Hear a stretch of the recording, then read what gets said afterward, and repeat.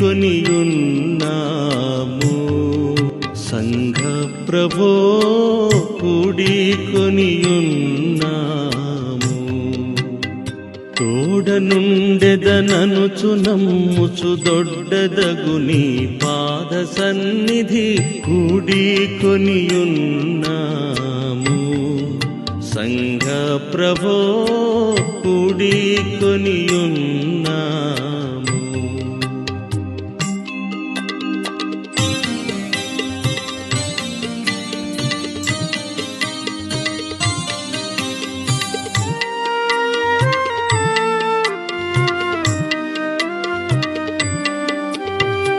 ఎచట నా ప్రియ భక్తులెలమి గుడియున్న నచటికి నే తెంతు నని పల్కితి. విచట నుండు మమ్ము వీక్షించి కృపచేత నిపుడు దీవించుమి. యేసు క్రీస్తు నాదా కూడికొనియున్నాము.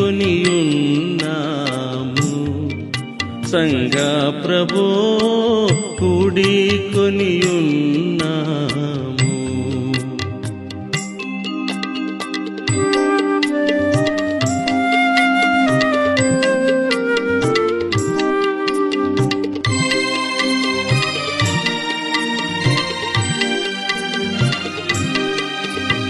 గతకాలమందున గాని చేతలచే దుర్గతి నొందియుండగా గనుగొంటివి. శత సంఖ్య గల పాపచయమివు క్షమించి యతి శాంతి నిడితివి. ఆత్మస్వరూపా కూడికొనియున్నాము. సంఘ ప్రభో కూడికొనియున్నాము.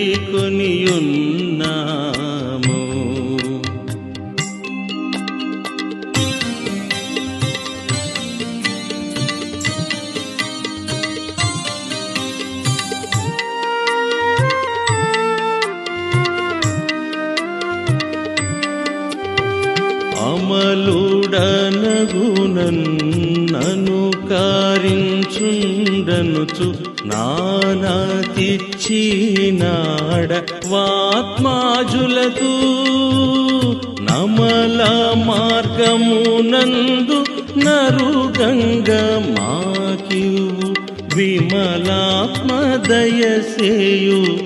వేగంబు మా తండ్రి కూడికొనియున్నాము. సంఘ ప్రభో కూడికొనియున్నాము.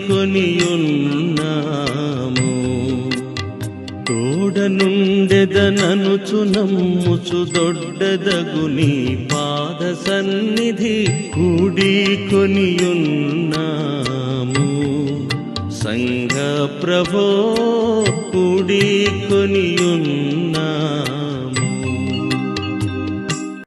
సువార్త 23:33. వారు కపాలమనబడిన స్థలములకు వచ్చినప్పుడు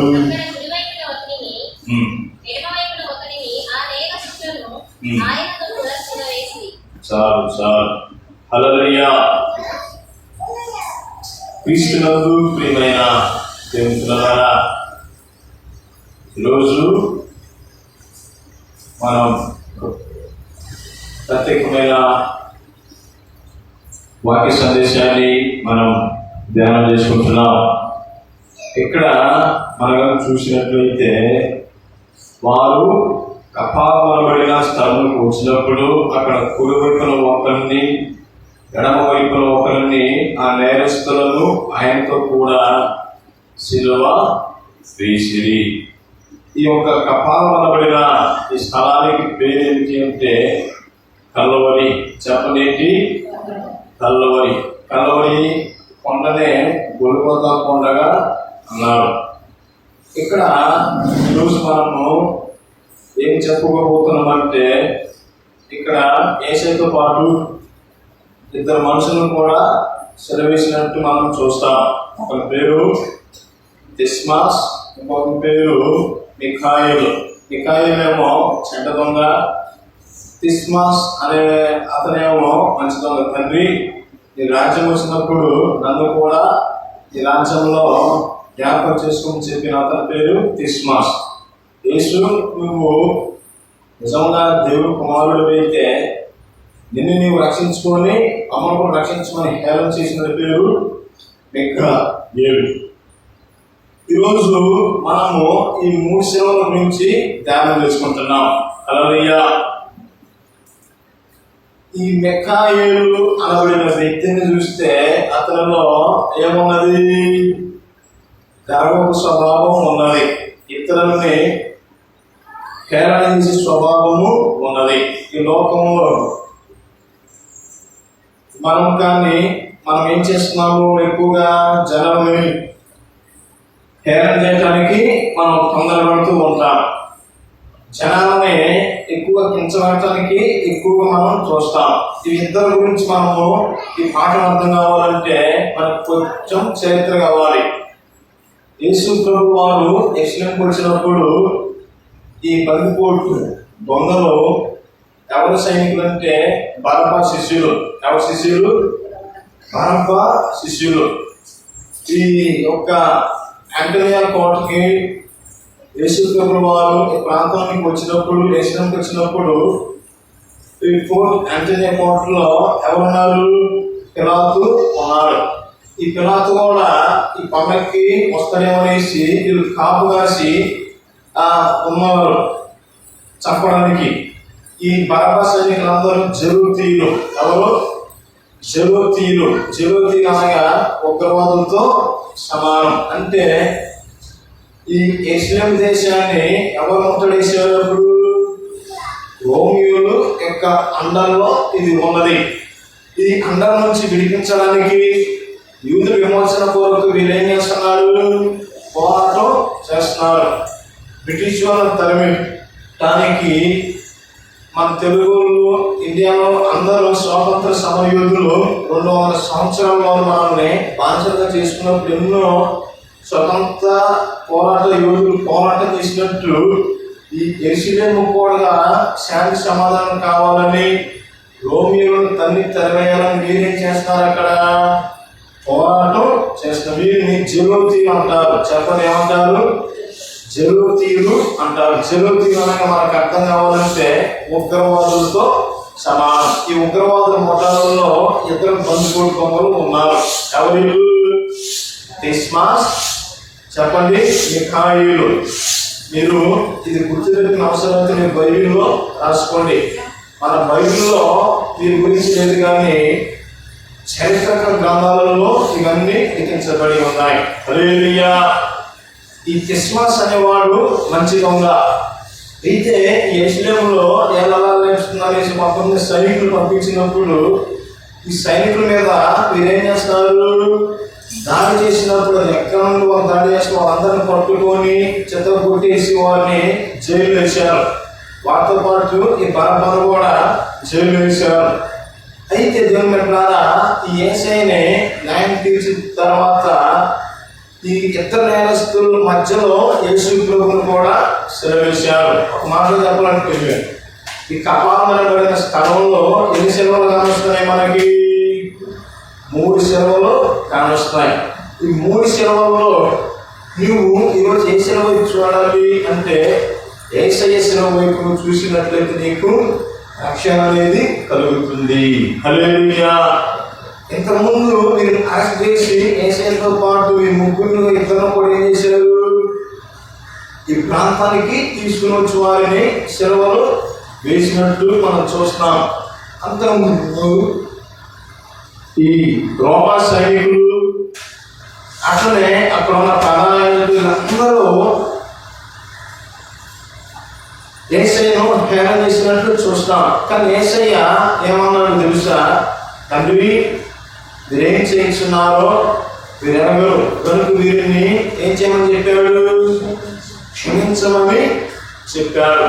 ఆ కింద వచనమే ఈ మాట సెలవిస్తుంది. ఒకసారి చదువు 34వ వచనం. యేసు తండ్రి మీరేం చేయించున్నారో మీరెవరు కనుక చాలు. హల్లెలూయా. ఎందుకని ఈ మాట యేసయ్య చెప్పాడంటే అక్కడ సెలవు వేస్తుంది. అప్పుడు ఈ ఆకాశ మండలంలోనికి ఎవరు లేరు, దురాత్మ సేనలన్నీ పరలోకంలో భూలోక ప్రజల మీద నెపాలు చేర్పడానికి ఈ దూషికుడు మొట్ట వెళ్తున్నప్పుడు మిఖాయిలు దూత ఈ పరలోకం నుంచి భూమి మీదకి వారిని పడగొట్టడానికి వచ్చింది. ఎందుకని సాతానుడికి యేసు ప్రభువు శిలవ ఎక్కేంత ఊరికే పరలోకానికి వెళ్ళే అవకాశం ఉన్నది. కానీ యేసయ్య ఎప్పుడైతే శిలువలో మరణించాడో అక్కడి నుంచి వాడికి పరలోకంలో ప్రవేశం లేదు, సాతానుడికి ప్రవేశం లేదు, వాడి అనుసరుడైన దురాత్మలకు కూడా ప్రవేశము లేదు. పరలోకం ఎవరికి ఉన్నదంటే మనకి ఉన్నది. హల్లెలూయా. ప్రకటన గ్రంథము 12వ అధ్యాయంలో ఉంటుంది. వారు యుద్ధము చేసి కానీ వారు గెలవలేకపోయి అక్కడి నుంచి వారి కింద పడిపోయి ఏం చేశాడు, వాడు భూలోక నివాసులు అందరి మీద వాడు ఏం చేస్తున్నాడంట, నెపాలు మోపుతాడుగా అబద్ధం ఆడింది. ఇదిగో ఏమైనా బూతులు తెచ్చింది, ఇదిగో ఆయన ఇదిగో ఈ పాపం చేశాడు, ఇదిగో అతను అక్కడ సిగరెట్లు తాగాడు, ఇదిగో ఆవిడ ఆమెకేసులు ఇచ్చింది, ఏమన్నా అట్ట వాడు ఏం చెప్తాడు, ఒకళ్ళు దూరి ఒకళ్ళలోకి పండేలు పెడతాడు, జగడాలు పెడతాడు. ఎట్లా భయంకరమైన నెపం మనుషుల్లో దూరి అక్కడ ఉన్న ప్రజలు ఉన్నారు, రోమా సైనికులు దూరిని, ఆ ప్రధాన ఎన్నికలు దూరిని, యేసు నువ్వు దేవుని కుమారుడు అయితే కింద తీసుకుంటా, నువ్వు దేవాలయాన్ని పడగొట్టి 3 దినాలలో జరుగుతున్నావుగా, ఏది శాతం కింద తీసుకుందామని యేసయ్యను తిట్టినట్టు అక్కడ మనం చూస్తాం. ఈ ఇద్దరు దొంగలు కూడా తిడుతుంటే నవ్వుతున్నట్టు మనం చూస్తున్నాం. అయితే యేసు ప్రభువు ఏమని చెప్పాడు అక్కడ, తండ్రి మీరేం చేస్తున్నారో మీరెవరు దీనిని క్షమించమని చెప్తాడు. హల్లెలూయా. తండ్రి పిల్లగాడు ఏమని కోరుకుంటాడు, వాళ్ళు ఎప్పుడు ఎక్కడైనా సరే సేఫ్గానే ఉండాలని కోరుకుంటాం. మన పిల్లల్ని ఎవరన్నా కొడితే అనుకుంటామా? చెప్పండి, ఏం చేస్తాం?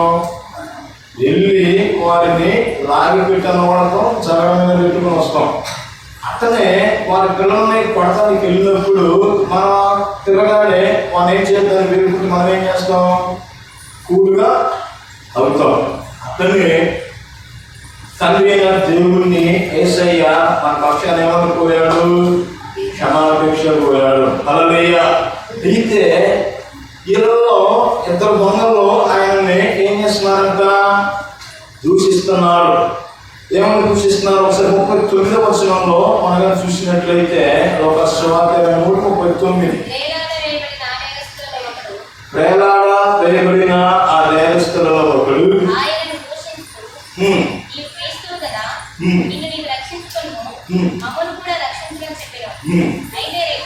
చాలు చాలు. ఎక్కడ వాడు ఏం చెప్పిండు, మన బైబిల్లో ఆ యొక్క లాంగ్వేజెస్ మొత్తం రాయలేదు, కానీ మనకి ఎంత అవసరమో అంత ఊరికే ఇక్కడ ఉన్నది. ఒరిజినల్గా యేసు ప్రభువును వాడు ఏం చేశాడట, దూషించాడు. దూషించడం అంటే ఏంటి, చేతకంత అర్థమా, చదువులను చవట, ఎట్లా భయంకరమైన దూషించేవి ఉంటాయి. యేసు ప్రభువుని తిడుతున్నప్పుడు ఒకడేమో తిడుతూనే ఉన్నాడు, ఒకడేమో మారు మనసు కలిగి ఉన్నాడు. ఇక్కడ ఏం చేస్తున్నాడు, వేలాడవేయబడిన ఆ నేరస్తులలో ఒకడు ఆయన దూషించు, నేను క్రీస్తు కదా. క్రీస్తు అనగా ఏంటి, రక్షకుడు. రక్షకుడు అంటే అభిషేకుడు అని అర్థం. అభిషేకుడు అనగా ఎవరు, దేవుడు. ఈ దేవుడైన వాడు రక్షించుకోలేని స్థితిలో అక్కడ ఉన్నాడని వాడు అనుకుంటున్నాడు. కానీ ఆయన ఆ యొక్క భయంకరమైన శిలువలో ఎందుకోసం ఉన్నాడు, మనందరి కోసము ఆయన ఉన్నారు. హల్లెలూయా. నువ్వు క్రీస్తు కదా, నీవే రక్షించుకొని మమ్మల్ని కూడా రక్షించాలని చెప్పమన్నట్టు అక్కడ ఉంటుంది. ఆ తర్వాత మనం చూసినట్లయితే 40లో అయితే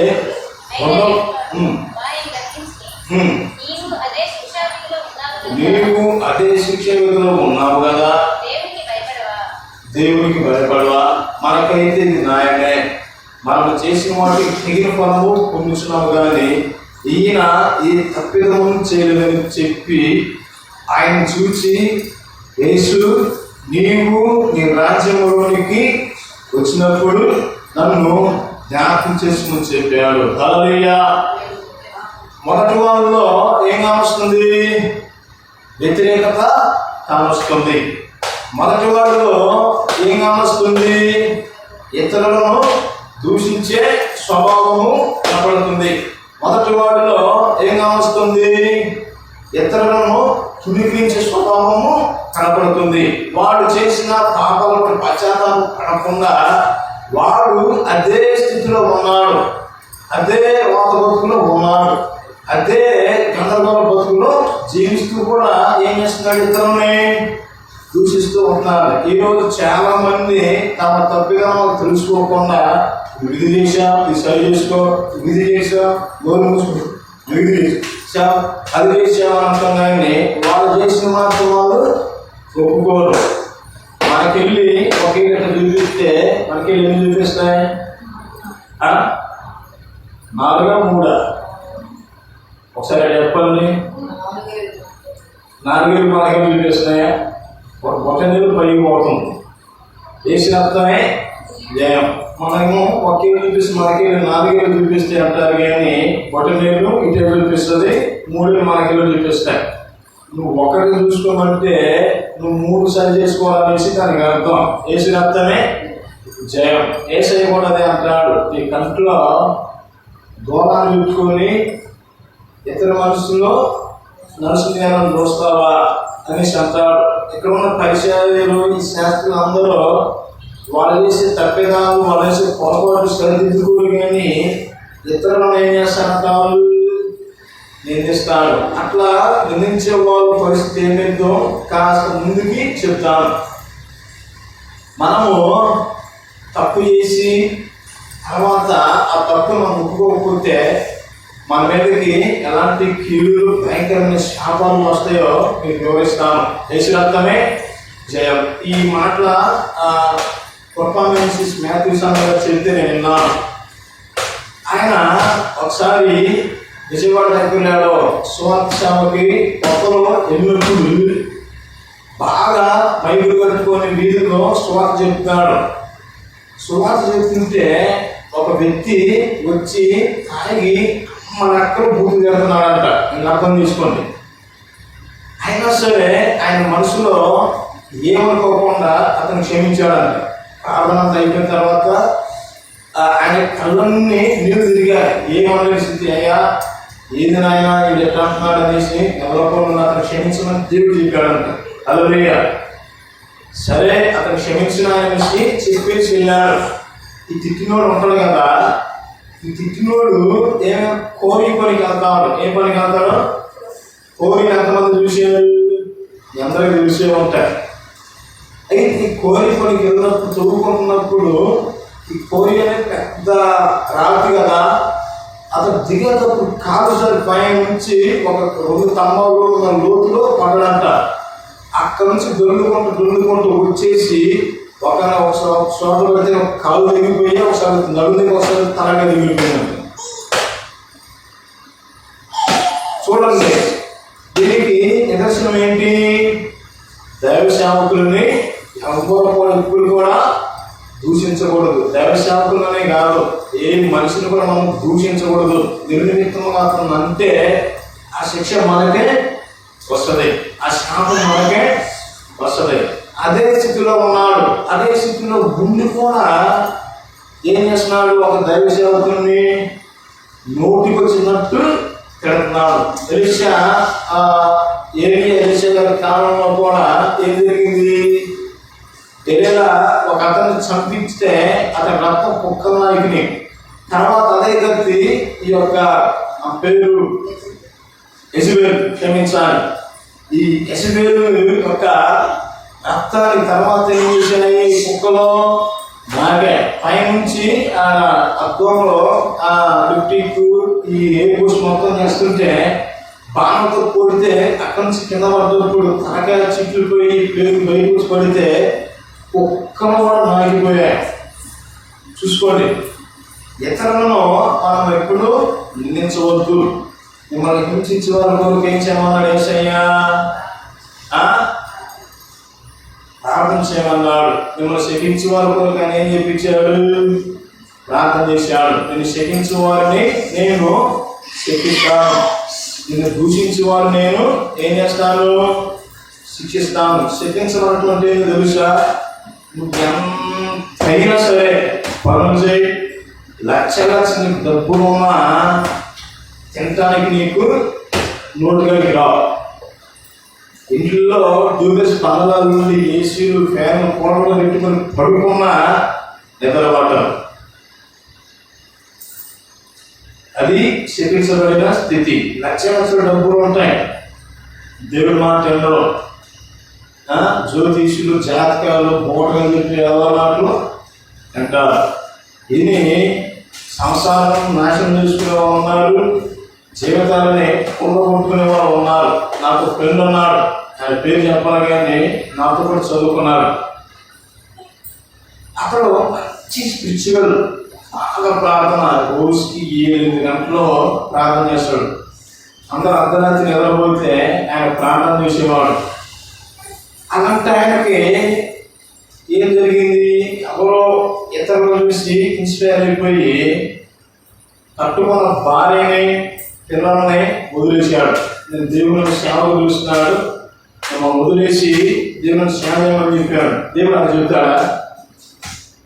కట్టుకోవడం వదిలేసి సేవ చేయమనేది అది వాళ్ళు ఎంత పరిశుద్ధులైనా ఎన్ని కోట్లు వాళ్ళు పడగెత్తి మాటలు చెప్పినా వాళ్ళలో ఉండేది ఏంటంటే దెయ్యాలే.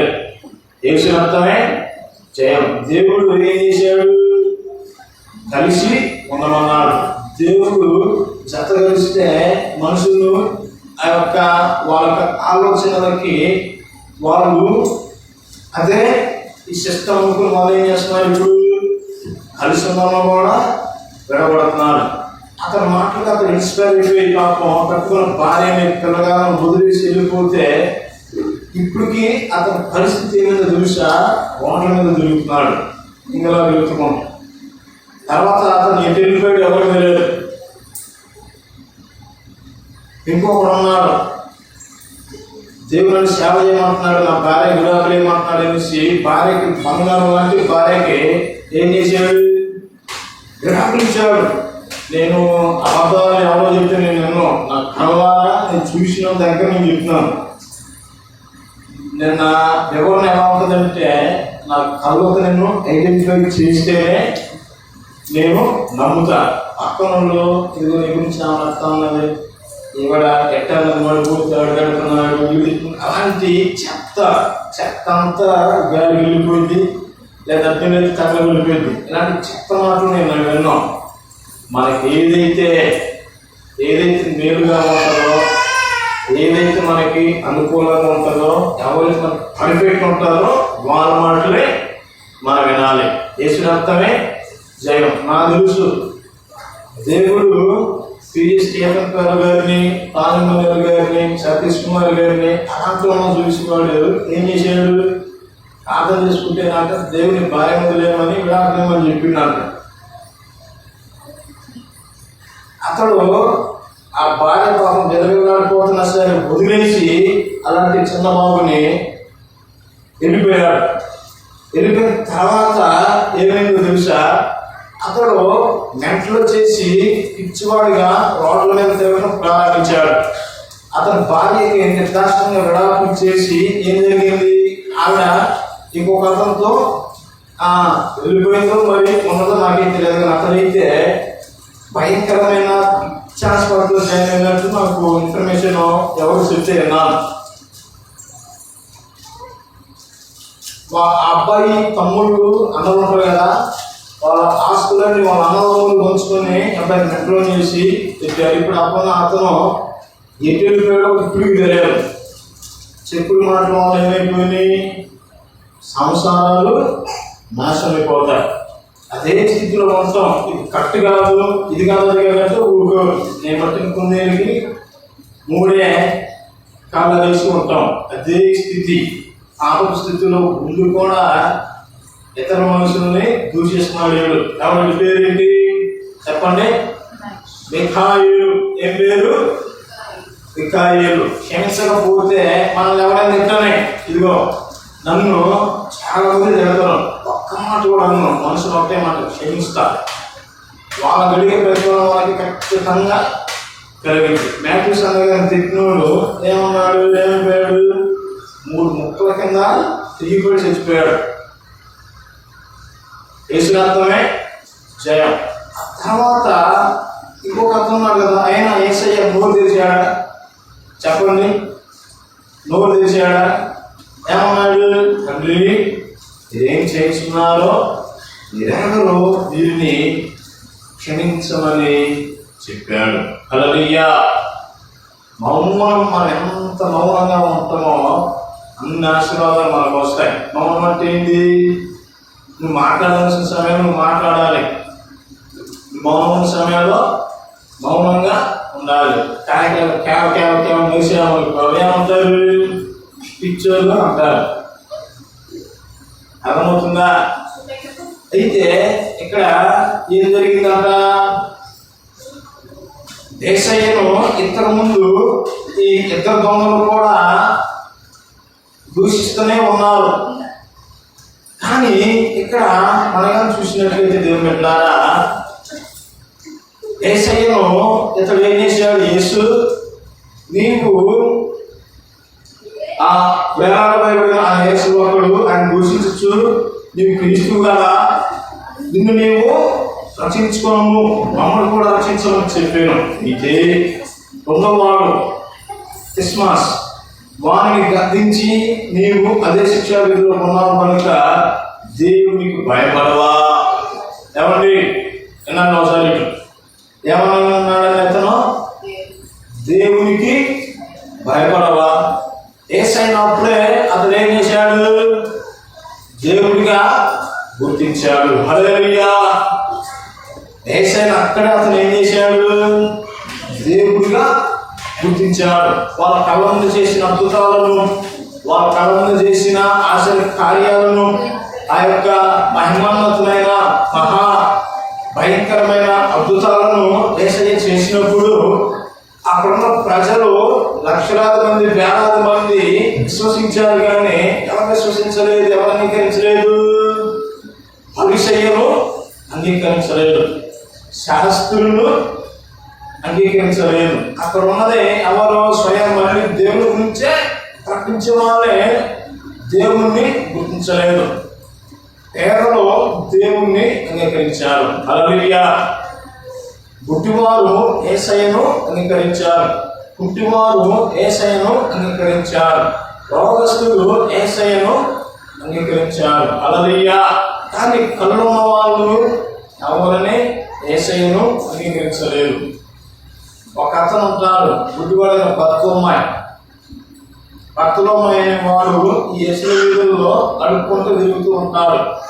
యేసయ్య ఆ ప్రాంతానికి వచ్చినప్పుడు ఆ యేసయ్య ఎదురికి వెళ్ళి సాష్టాంగపడతాడు. ఎవరిని అంటే, అయ్యా నేను పుట్టు గుడ్డు తెచ్చగాడని, నేను గుర్తెరిగాను, నన్ను స్వస్థపరుచుకొని నమ్ముతున్నానని అన్నప్పుడు అదేంటి ఇక్కడ కళ్ళున్న వాళ్ళు కూడా నన్ను ఎవరు చూసి అంగీకరించలేదు. కళ్ళు లేని వాడివి మీరు ఎట్లా నన్ను గ్రహించగలిగా భక్తమాయ అనగానే, ప్రభు నా కళ్ళు లేవు కానీ నువ్వు నడిచినప్పుడు నువ్వు నడిచే ఆ యొక్క శ్వాస, నువ్వు పీల్చే శ్వాస నాకు తగిలింది, నువ్వు వస్తున్నప్పుడు ఆ స్పర్శ నాకు దూరంగా తగిలింది ప్రభు అంటే, నువ్వేం చూడకుంటుంటే నేను నిన్ను చూడాలనుకుంటున్నాను. హల్లెలూయా. ఈరోజు ఎంతమంది దేవుని చూడాలనుకుంటున్నారు? దేవుని ఎంతమంది చూడాలనుకుంటున్నారు? మీరు దేవుని చూడాలంటే మీ హృదయం ఏం చేసుకోవాలి? శుద్ధి చేసుకోవాలి. హృదయ శుద్ధి గల వారు ఎవరు చూస్తారు? దేవుణ్ణి చూస్తారు. ఎప్పుడైతే ఆయన ఆ ఉద్యోగం మీద చేతులు పెట్టగానే అతని కళ్ళు వచ్చాయి. హల్లెలూయా. పేదలు ఆయన అంగీకరించినారు. అందుకనే పాపులను రక్షించడానికి మనిషి కుమారుడు ఆ పరలోకం నుంచి భూలోకానికి దిగి వచ్చాడు. హల్లెలూయా అన్న పాట పాడాను. అందులో చరణం ఉంటుంది, పరము నుండి దివికి నీవు దిగి వచ్చున్నావు అని. హల్లెలూయా. ప్రియమైన దేవుని బిడ్డలారా, దేవునికి భయపడమంటే ఎక్కడో దేవునికి ఏం చేశాడు? భయపడ్డాడు. మొదటిగా దేవుడు అంటే మనకి భయం ఉండాలి. ఏముండాలి? భయం అనేది ఉండాలి. చాలా మందికి దేవుడు మా నాన్న, మా పెదనాన్న అన్నట్టు నాకు ఇష్టం వచ్చినట్టు ఉంటారనేసి ఉంటారు. దేవునికి టైంకంటే టైంకే ట్రాఫిక్ రావాలి, కరెంటు పోయింది, వాన పడింది, పనులు కాలేదని అన్ని పక్కన వేసి వచ్చారు. మా ఇంట్లో మేము 7:30 కల్లా అన్ని పనులు ముగించుకొని దేవుని మేము అందరం కూర్చుంటాం. చాలా మంది స్టార్ట్ అయిన సరే పనుల్లోనే ఉంటారు. ఏసురక్తమే జయం. నేను ఒకటే చెప్తా, ఇది చర్చి స్టార్టింగ్ లో చెప్పాను, ఇప్పుడు చెప్తున్నా. దేవుని భయం మనకు ఉంటే సమయానికంటే ముందుగానే ఉంటాం. ఏసురక్తమే జయం. ఆ తర్వాత మీ హృదయాలను మీరు పరిశీలన చేసుకోవాలి. ఎందుకంటే హృదయ పరిశీలన చేసుకుని చెప్పే మనుషులు ఐరోపాన్ని చూస్తాడు, దేవుడు అంతరంగాన్ని చూస్తాడు. మనుషులు ఏ శారీ కట్టుకుంది, ఏ సొంత వేసుకుంది, ఏ ప్యాంట్ వేసుకుంది, పట్టు చేయరా ఎలాంటి కదా అందరూ చూసుకునేది. కానీ దేవుడు ఏం చేస్తాడో తెలుసా? హృదయాలను ఆయన పరిశోధిస్తాడు. అందుకనే దేవుని అతను ఏమంటున్నాడు అంటే, ఉన్నవాడు వాళ్ళని గద్దించి నువ్వు అదే శిక్ష విధిలో ఉన్నావు కనుక దేవునికి భయపడవా. మనకైతే ఇది న్యాయమే, మనం చేసిన వాటికి తగిన ఫలము పొందుతున్నాము. కానీ ఈయన ఏ తప్పిదమును చేయలేదని చెప్పి 42 ఆయన చూచి, యేసు నీవు నీ రాజ్యంలోనికి వచ్చినప్పుడు నన్ను జ్ఞాపకం చేసుకోమనేను. హల్లెలూయా, హల్లెలూయా. ఇక్కడ ఏం చెప్పింది అతను? యేసు అనేసి పిలిచారు. యేసు అనే మాటకు అర్థం ఏంటంటే రక్షకుడు. చెప్పండి, రక్షకుడు. యేసు అని పిలిచినప్పుడు రక్షకుడు అనేసి అర్థం. అంతకుముందు దేవుడిగా ఆయన పిలిచారు. దేవుడికి నీవు భయపడవా. తర్వాత అతనిలోకి ఏమొచ్చిందంట? పశ్చాత్తాపం వచ్చింది. ఏమొచ్చింది? పశ్చాత్తాపం వచ్చింది. యేసయ్య చూచాడు, అతనిలోకి ఏమొచ్చింది? మారు మనసు వచ్చింది, పశ్చాత్తాపం వచ్చింది. దూషించేవాడు కూడా పశ్చాత్తాపుడే అతడిని క్షమించమని వేడుకున్నట్టు మనం చూస్తాం. హల్లెలూయా. ఈరోజు దేవుని యొక్క పశ్చాత్తాపం నీలోనికి వచ్చినట్లయితే నువ్వు ఇతరులతో సారీ చెప్పనవసరమే, అడిగిన అవసరమే లేదు. నీకేమే వారికి సారీ చెప్తావు. అర్థమవుతుందా? నీకు తెలుసా చెప్పానో లేదో ఇంకోసారి చెప్తాను, గుర్తొచ్చింది. క్రిస్మస్ టైంలో ఇక్కడ పిల్లలకు డ్యాన్స్ నేర్పిస్తున్నారు. ఒక పిల్లగాడు వచ్చి బాగా చేశారు. వాళ్ళు ఎక్కడున్నాడు బాబు నాన్నగారు అన్ని అజయ్ గారు జస్ట్ అట్లా కొట్టే పుట్టినందుకు మన బాధపడ్డాడు. తర్వాత నేను ఏషియన్ పాస్పోర్ట్ చర్చికి వెళ్ళాను. వెళ్ళి ప్రార్థన జరుగుతుంది. ప్రార్థన మనిషి అసలు బాగా అసలు బాగా వాళ్ళు ఎందుకు కొట్టాడు. అబ్బాయి ఏం చేశాడు అనేసి కొట్టే బైబిల్ బేరపడాలని ఎత్తేసి ఇక్కడికి వస్తే ఎక్కడ వెళ్ళి పాపం ఆయన వచ్చినట్టు ఎత్తించిన తర్వాత బయటకు వచ్చిన తర్వాత ₹10 కుడిపెట్టి అరే నేను ఇట్లా కొట్టాను సారీగా తిట్టాలో చేయగలిగే అని చెప్పిన తర్వాత మనసు ప్రశాంతంగా ఉన్నారు. హల్లెలూయా. అంటే నా గొప్ప కోసం నేను చెప్పట్లే, నా లైఫ్లో జరిగింది ఏమిటి చెప్తున్నా. అక్కడ చెప్పినప్పుడు మనం ఏమొస్తుంది? మనశ్శాంతి వస్తుంది. లోపల నీకు డబ్బులుండి నువ్వు పడుకోలేవు, ఇల్లుండి నువ్వు పడుకోలేవు. మనుషులు ఏముండాలి? డబ్బు ఉండాలా? ఏముండాలి? మనశ్శాంతి ఉండాలి. మనశ్శాంతి లేకనే చాలా మంది ఊరేసుకొని వస్తారు, మందుదానికి వస్తారు. ఇంట్లో అవ్వలేకపోతే ఏం చేస్తారండి?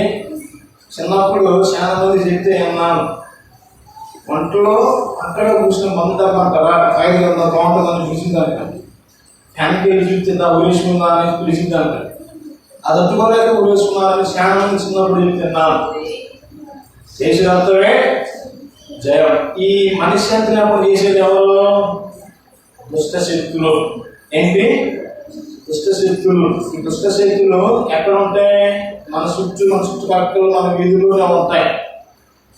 నువ్వు పవిత్రంగా జీవిస్తున్న టైంలో ఏదో ఒక రూపాన్ని నువ్వు తప్పు చేస్తావు. ఈ తప్పు చేసినప్పుడు ఫస్ట్ నీ తప్పు దేంతో చేస్తావు? నువ్వు కళ్ళతో చేస్తావు. ఏం చేస్తావు? అమ్మమ్మకి ఏం చెప్పాడు? వాడు జాగ్రత్త అబ్బాయి, మీరు ఏదైనా తినాలి కానీ తింటే అసలు బీకేర్ఫుల్ అని చెప్పి చెప్పాడు. అదమ్మా అమ్మాయి జాగ్రత్త, అది తింటే నువ్వు నిశ్చయంగా కష్టం అని ఇష్టం, ఇక్కడ ఏదైనా తినాలి అది మాత్రం నీకు అయిపోతున్నాను. కానీ ఆదామేమో తోట సేవ చేస్తున్నాడు. అక్కడ గార్డెన్ని క్లీన్ చేసుకున్నప్పుడు ఏం జరిగింది? అమ్మ ఒక్కదే ఒంటరిగా ఉన్నట్టు మనం చూస్తాం. అమ్మమ్మ ఆ ఫలాన్ని తినేటట్టు అపవాదైన వాడు సాతానులను దూరి ఏం చేశాడు? ప్రేరేపించాడు. అమ్మమ్మకి ప్రేరేపించింది కానీ డైరెక్ట్గా తినాలని పేర మొదటగా వృక్షాన్ని చూసింది, చూపులకు రమ్యంగా ఉన్నది. ఈరోజు మనం ఏదైనా సరే మన కళ్ళు కొట్టినట్టు కావాల్సిందే. నాకు దక్కనది ఎవరికి దక్కకూడదు అనేసి డైలాగ్ ఉంటుంది. ఈ ఖచ్చితంగా తినాల్సిందే. చేసిన అర్థమే అమ్మమ్మ చూసింది. సరే చూద్దాం చూస్తే దేవుడు తినద్దని చెప్పింది కానీ చూడమని చెప్పలేదు, చూసిందంట. దేవుడు తినద్దని చెప్పింది కానీ దగ్గరికి వెళ్ళొద్దని చెప్పలేదు కానీ దగ్గరికి వెళ్ళింది. తర్వాత దేవుడు తినద్దని చెప్పింది కానీ దీన్ని వాసన చూడొద్దా అనేసి చెప్పలేదు కదా అనేసి వాసన చూసింది. దేవుడు తినద్దని చెప్పిన మరి కానీ పక్కన చెప్పలేదు కానీ దాన్ని కురికి నవ్వగానే బాగా మీరు జామకాయగా యాపిల్ కానీ తింటే ఎంత హాయిగా ఉంటుందో అంత మధురంగా స్వతలో ఉన్నది. వేసిన అర్థమే జయం. దేవుడు తినద్దని కానీ మిగమని చెప్పలేదు అనేసి మింగేసింది. సరే తినేసి మొత్తం నేను కావాలి తింటాను కాకుండా ఆ దాంతో కూడా తినిపించి పాపం చేసి పెట్టింది. దేవుడు రాగానే ఇద్దరికి ఏళ్ళు భర్తలు నగ్నంగా ఉన్నారు. ఆకలి చుట్టుకుంటుంటే అప్పుడు దాకా వారికి ఏసీలు జరగాల్సిన వాళ్ళు ఎండకి ఉండేసరికి ఏమైపోయింది? ఇతరాకులాగా ఎండిపోయింది. ఇతరాకులు సిగ్గు ఒకటి చేసి ఏదైనా నెట్టలు అంటే నువ్వేది నెట్టలు నెట్టే యాక్ట్ అనుకుంటూ పూసుకుంటూ తిప్పుకుంటూ చెట్టు సార్ ప్రభుత్వం ప్రారంభించారు. ఆ తర్వాత దేవుడు రాగానే ఎక్కడ ఉన్నాను కానీ నీ స్వామి నేను ఎక్కడ ఉంటా చెప్పేది పొందచోటున దక్కున్నారు. ప్రియమైన దేవుడి ద్వారా చూడండి, ఎందుకు ఇది తిన్నామంటే ఇది నా తప్పే, నా పొరపాటు ఏంది, నాకు క్షమించమంటే అయిపోయేది. ఇవి నాకు ఇచ్చిన ఈ భార్య ఎలా ఉందనేసి భార్య మీదకి నెపం చేశాడు. ఆయన కూర్చాడు. అమ్మా ఎందుకమ్మా ఎట్లా చేసావంటే అది వాడు తినమన్నాడు. ఎవడు పొంగడు తినమన్నాడు. సరిగానే పొంగడు మీద పెట్టింది. ఎలా ఎందుకంటే చేసావంటే నా ఇష్టం, నేను మినిస్ట్రీ స్టార్ట్ చేశాను, ఈయన నా మొదటి విశ్వాసం అనేసి దేవుడికి చెప్పింది. చేసిన అర్థమే జయం. ఎక్కడి నుంచి నేల దూరం మంటలు చేస్తే ప్రారంభేస్తా నువ్వు కాపాడుకో, నేను సెలవుపడతానేసి వాడు ఆంక్ష ప్రారంభించిన తర్వాత దేవుడి పాపం చేసింది. మీరు చావని చెప్పాను, ఎక్కడ చస్తాడా అనేసి చెప్పించి బయటకు ఇచ్చాడు. ఎంత ఘోరమైన పరిస్థితి కారణం ఏమిటి? చేసిన తప్పుని ఒప్పుకోకపోవటమే. కానీ ఇక్కడ ఏం చేశాడు? యేసు నీవు నీ రాజ్యానికి వచ్చినప్పుడు నన్ను కూడా జ్ఞాపకం చేసుకోమని చెప్పినట్టు మనం చూస్తాం. హల్లెలూయా. ఈ యొక్క దేవుని వైపు అనే అంశాన్ని వచ్చే వారం ఇంకా క్లియర్గా మనం తెలుసుకున్నాం. ఎందుకంటే మన సమయం చాలా అయిపోయింది. మనం విసిగించడం నాకు ఇష్టం లేదు. మనం వచ్చే ఆదివారము దీని గురించి పార్ట్ 2 మనము ధ్యానం చేసుకోబోతున్నాం. హల్లెలూయా. మొదటి దొంగ ఏమో ఆయన ఏం చేశాడు? దూషించాడు. రెండవ దొంగలోకి ఏమొచ్చింది? పశ్చాత్తాపం వచ్చింది. యేసయ్యలో ఏమున్నది? ప్రేమ, జాలి, కనికరం. వీటి గురించి మనము నెక్స్ట్ వీక్ లో మనం ఇంకా అద్భుతంగా మనం ధ్యానం చేసుకోబోతున్నాం.